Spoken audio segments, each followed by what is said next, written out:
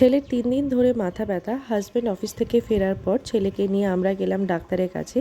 Doctor রোদ্দুরকে check করে বললেন যে ওর সাইনাসাইটিসের জন্য মাথা ব্যথা হচ্ছে, নাক পুরো বন্ধ হয়ে গেছে, গলায় হালকা ইনফেকশন আছে। তো তারপর আমরা চলে গিয়েছিলাম সিসিডি।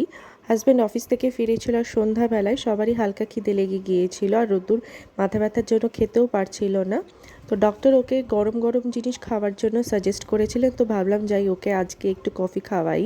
তো রোদ্দুর আর ওর বাবা অর্ডার করেছিল ক্যাপুচিনো। রোদ্দুর এটা ছিল মাইল্ড আর হাজব্যান্ডের ছিল স্ট্রং। আমি করেছিলাম আমেরিকানো। আর সেদিন ছিল মঙ্গলবার, যেহেতু আমি সেদিনকে অনিয়ন গার্লিকও খাই না, তো আমি অর্ডার করেছিলাম একটা চকলেট পেস্ট্রি। রোদ্দুর অর্ডার করেছিল চকলেট পেস্ট্রি আর ভেজ বার্গার।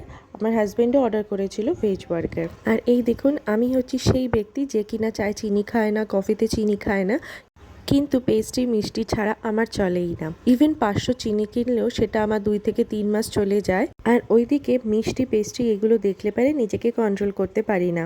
তো যাই হোক, এখান থেকে আমরা খাওয়া দাওয়া কমপ্লিট করে আমরা চলে গিয়েছিলাম রোদ্দুরের জন্য মেডিসিন নিতে। আর ওইখানে তরুণ রোদ্দুরের জন্য মেডিসিন নিচ্ছিল আর আমরা মা ছেলে মিলে একটু পায়চারি করছিলাম।